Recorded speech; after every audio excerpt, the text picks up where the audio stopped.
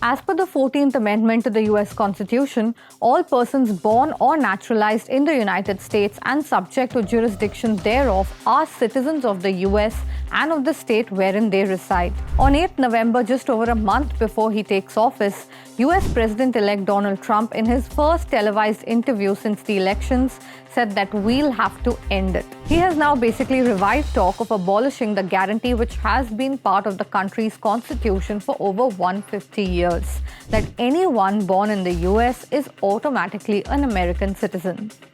This includes everyone, children of tourists, kids of students studying in American colleges on short-term visas, and of course undocumented immigrants, which is the major bone of contention for Trump and the Republicans. The only exceptions to this rule are children of accredited foreign diplomats. Many Republicans, including Trump, argued that the birthright citizenship has given rise to birth tourism.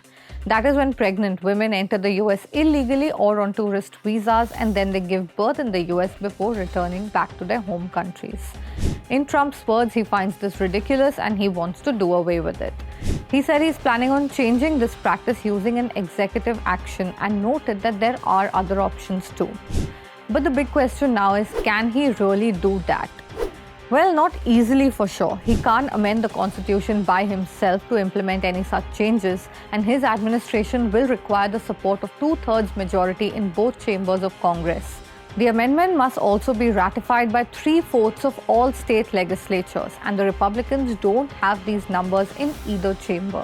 Any executive order that Trump could try to pass in this regard would be challenged in court as a violation of the 14th Amendment.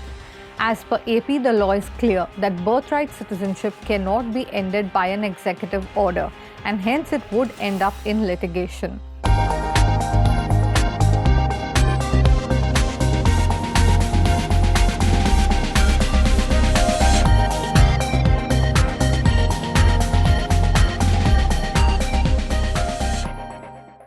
Until now, most scholarly and legal consensus has suggested that any argument that wants to exclude kids of undocumented immigrants, gauging by the language of the 14th Amendment, these would not hold up in court. However, one thing that Trump can try is to take a shot anyway through the courts.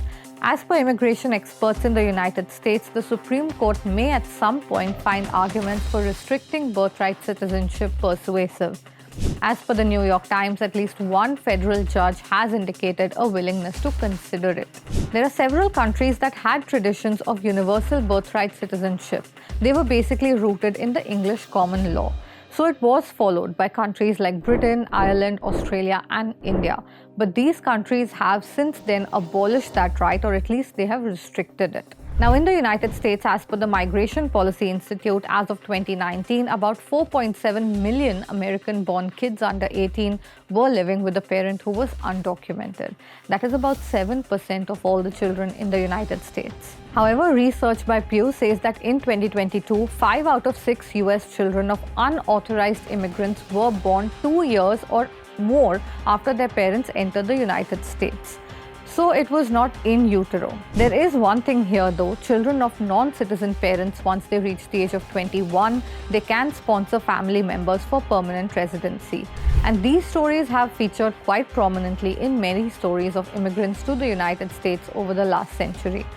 This is something that critics call chain migration. Again, something that the Republicans want to restrict. How this will all actually end up playing out, we'll have to wait and watch as the Trump era begins for the United States and the world. Hope you found this video informative. For more such content, keep watching Mint.